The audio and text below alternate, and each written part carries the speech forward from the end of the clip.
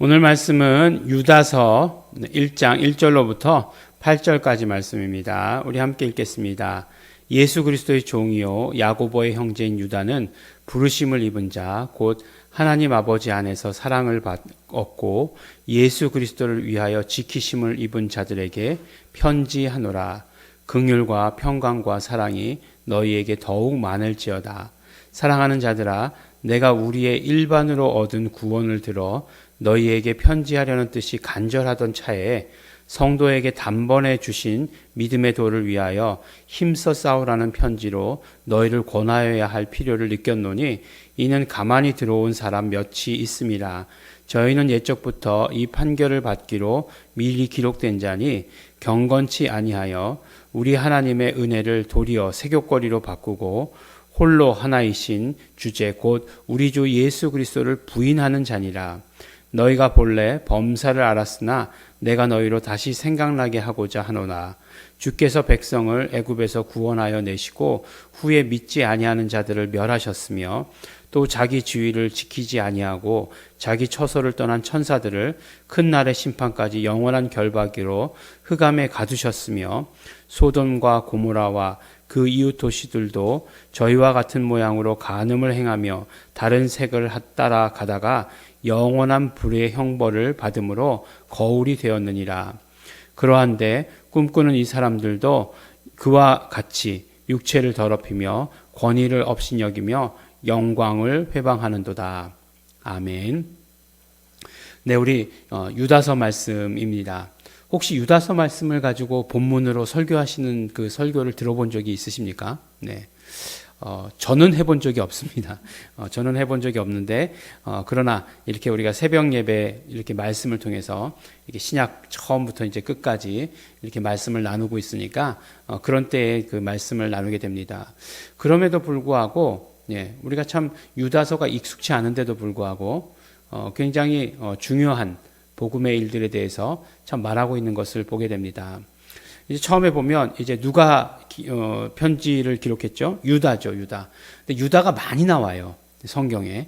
예. 유다가 참 많이 나옵니다. 가롯 유다. 우리가 잘 아는 가롯 유다도 나오죠. 가롯인 유다잖아요. 가롯인 유다. 예. 그러니까 뭐 유다, 그 유다는 아닐 것이고 틀림없이. 오늘 말씀이 뭐라고 돼 있죠? 예수 그리스도의 종이고 야고보의 형제인 유다 이렇게 얘기하고 있습니다. 또 야고보도 많이 나오잖아요. 그러니까 그 야고보의 형제 유다인데 어떤 야고보의 형제 유다인지 우리가 참 알기 어렵다 이렇게 생각하지만 그러나 우리가 아는 야고보 대표적으로 그 우리 야고보서를 쓴 야고보 예수님의 형제라고 우리가 알고 있는 그 야고보가 야고보의 또 형제다 이렇게 얘기하고 있죠. 그럼 예수님과는 어떤 관계입니까? 예수님의 동생인 거죠. 네. 그인 유다다 이렇게 얘기하고 있습니다. 그래서 뭐 여러 가지 이야기가 있는데 다른 뭐 이야기를 우리가 여기서 뭐 확실한 것도 아닌데 괜히 다룰 필요가 없겠죠. 그러니까 뭐 천주교에서는 그런다고 해요. 천주교에서는 그러니까 뭐 전체는 아니겠지만 일부가 그 평생 동정녀로 살았다라고 하는 거죠. 그러니까 우리는 예수 그리스도까지만 그 다음에 이제 동정녀 탄생이고 그 다음 형제들이 있다 이렇게 생각하는데 왜냐하면 성경에 보면 모친 마리아와 형제들이라고 했으니까 그렇게 인정하고 있는데 그걸 인정하지 않는 그런 교리들이 있는 것 같습니다. 그래서 이제 예수님의 형제 유다일 리는 없다 이렇게 얘기하는 거죠. 그렇지만 1절에 그렇게 말씀하고 있으니까 그대로 우리는 받아들이도록 하겠습니다. 그리고 나서 편지의 수신자가 누군가 보니까 하나님 아버지 안에서 사랑을 얻고 예수 그리스도를 위하여 지키심을 입은 자들에게 편지한다. 이렇게 말씀하고 있습니다. 예. 이렇게 얘기하는 것 너무 어렵지 않습니까? 뭐 이렇게 그냥 그 표현을 번역을 그냥 무슨 말인지 못 알아듣겠네. 예. 하나님께 사랑받고 예수 이름으로 보존받은 너희들에게 편지한다. 예. 이렇게 편지하면 되지 않겠습니까? 이렇게 번역하면.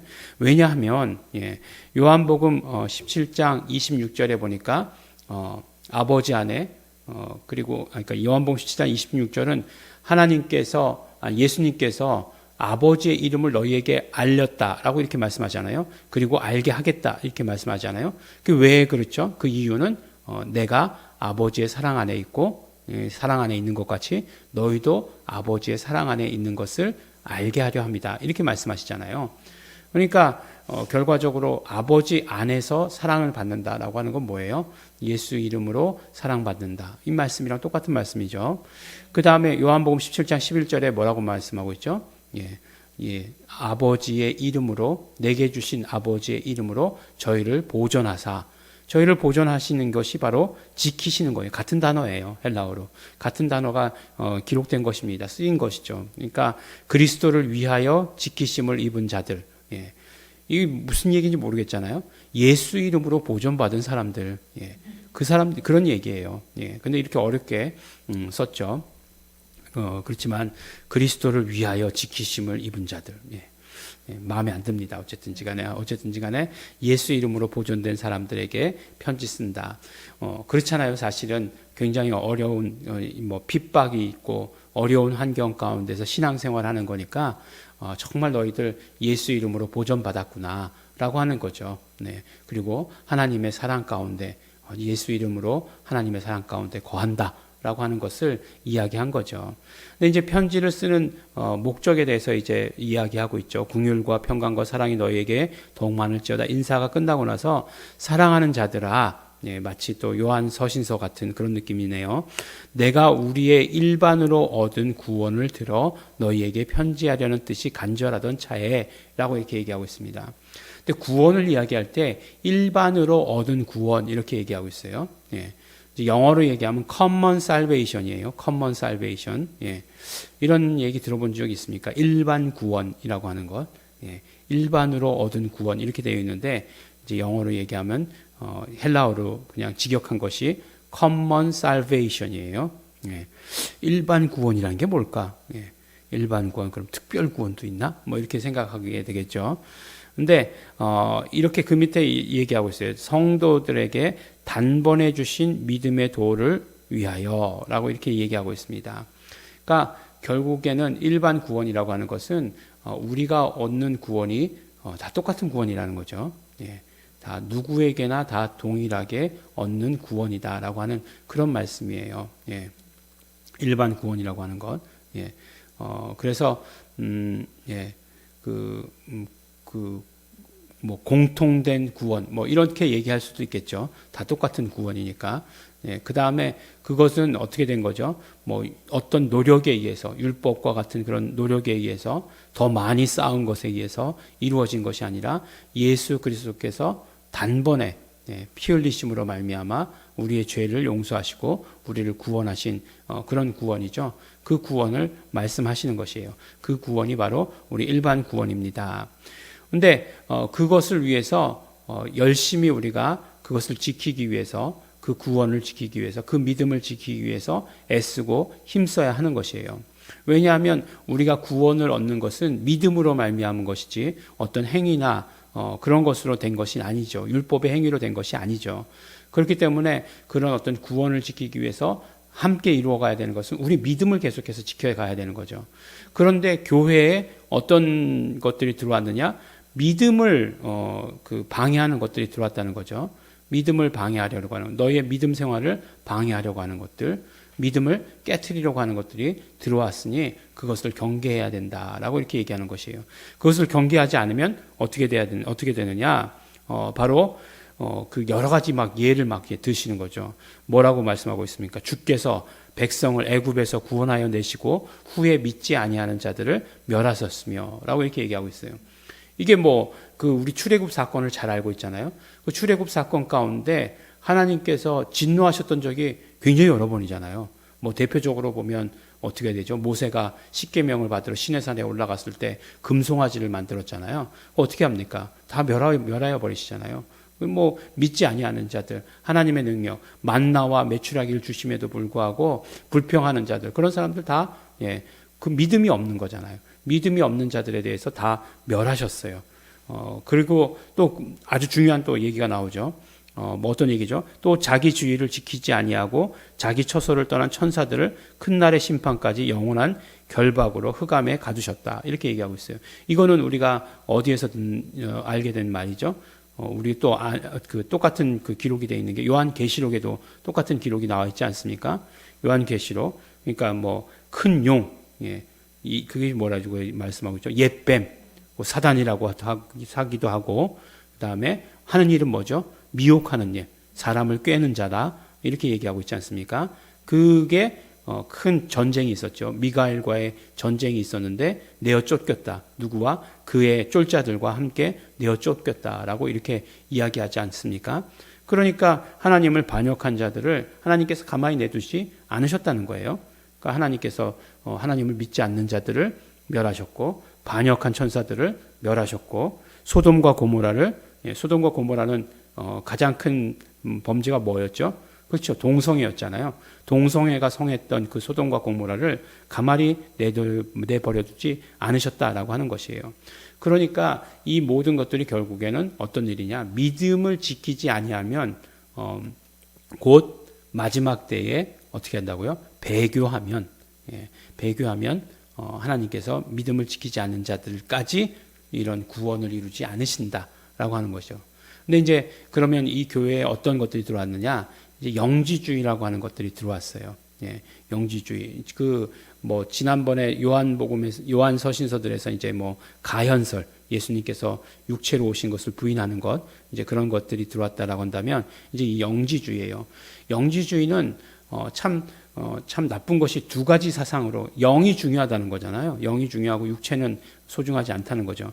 참 재밌게도 두 가지 사상으로 나갔는데 전혀 반대 방향으로 나가죠. 그래서 하나는 쾌락주의, 뭐 육체는 중요하지 않으니까 캐세라 세라, 네, 지금 뭐 있을 때 놀자, 뭐 그런 그 쾌락주의로 가버렸고, 그 다음에 또 한 가지는 금욕주의로 갔다는 거예요. 쾌락주의와 금욕주의는 굉장히 반대되는 것 같은데, 그런데 그렇게 갔다라고 하는 것이에요. 예전에 주일 설교 가운데서도 나눈 적이 있는데, 우리가 사도행전 말씀을 나누다가 나눈 적이 있죠. 뭐 에피쿠로스 학파 뭐 이런 얘기 나눈 적이 있으면서 그 다음에 뭐 쾌락주의, 금욕주의 이런 것들이 다 결국에는 어떤 행복을 추구하는 것에서 이루어진 것이다. 뭐 그냥 놀기 위한 것이다. 이게 다 철학적 사조에서 나온 것이다. 이렇게 말씀드린 적이 있어요. 그런데 어쨌든지 간에 그것들이 교회에 들어와서 하는 일이 뭐냐면 우리의 믿음을 깨트려 버린다는 거예요. 예. 그래서 이런 어떤 영지주의가 우리의 믿음을 깨트려 버리는 것들에 대해서 우리가 스스로 보호하고 지키고 싸울 필요가 있다라고 하는 것을 이야기해 주시는 것이죠. 우리가 정말 이런 것들, 뭐 세상의 풍조, 세상의 흐름, 그래서 그런 것들이 교회를 깨트리려고 할 때에 우리가 해야 되는 일이 무엇이냐? 가장 먼저 해야 되는 일들은 믿음을 위해서 싸워야 되는 일이 해야 된다는 일이에요. 근데 그 믿음을 위해서 싸운다는 것이 무엇이냐? 가장 일반적인 구원, 그것을 위해서 싸우는 것을 말하는데 결국은 가장 우리가 복음의 기초를 쌓아가는 것, 복음의 기초에서 벗어나지 않는 것을 이야기하시는 것입니다. 그러니까 우리가 언제나 그 복음의 기초 가운데 있어야 된다라고 하는 것을 말씀해 주시는 것이죠. 우리가 정말 그 복음의 기초에서 흔들리지 아니하여야 되는 것이에요. 마지막 때가 가까울수록 우리를 미혹하는 것들, 우리를 믿음으로부터 쓰러지게 하려고 하는 것들이 많다는 것이에요. 그런데 그런 것들로부터 우리는 스스로를 보호해야 된다라고 하는 것을 말씀해 주시는 것입니다. 그러니까 우리의 믿음을 지키기 위해서, 우리가 정말 그 믿음 생활을 계속 유지하기 위해서 복음의 기초를 언제나 든든히 해가는 것 너무나 중요하다라고 이렇게 얘기합니다. 기초를 튼튼히 해야 된다라고 하는 것에 대해서 이견을 말하는 사람은 없어요. 뭐 운동하는 사람도 다 그렇고 뭐 세계적인 스타가 된 손흥민도 보면 그 아버지가 언제나 기초에 대해서 얘기하잖아요. 뭐 그런 것들 보면은 다 기초에 대해서 우리 뭐 믿음의 신앙의 기초에 대해서 복음의 기초에 대해서 늘 알고 깨닫고 있어야 되는 것 틀림이 없습니다. 우리가 싸운다고 할 때 어떻게 싸워야 될까요? 그러니까 그 영적 싸움이니까 이 막 그냥 대상들을 향해서 날마다 그냥 이 더러운 귀신들 이래야 될까요? 네, 그것도 싸움이지만 그러나 우리가 정말 믿음에 대한 올바른 고백을 이어나가는 것, 그 싸움이 훨씬 더 중요한 싸움이다. 더 큰 싸움이다. 이렇게 이야기해 주시고 계십니다. 우리의 믿음을 견고히 나가는 것. 네. 그래서 우리도 어떤 면으로 보면 이때 초대교회 때보다 훨씬 더 우리 교회를 여러 가지 뭐 철학적인 사조, 그 다음에 세상의 그런 어떤 흐름들, 이런 것들이 교회에 들어와서 교회를 깨트리려고 하는 것들이 더 많습니다. 우리의 믿음을 넘어뜨리려고 하는 것들이 더 많습니다. 이때에 우리가 올바른 믿음으로 서시는 우리 성도 여러분 되시기를 예수 이름으로 축원합니다. 기도하겠습니다. 하나님 아버지 감사합니다. 우리가 아버지 하나님, 어떤 아버지 하나님 세상의 풍조에도 흔들리지 아니하는 그런 믿음 갖기를 소원합니다. 하나님 아버지, 우리 축복하여 주시옵시고, 아버지 하나님, 그러므로 우리가 정말 언제나 복음을 알고 우리의 고백을 정확히 함으로 말미암아 흔들리지 아니한 자 될 수 있도록 축복하여 주시옵소서. 감사드립니다. 예수님 이름으로 기도드렸습니다.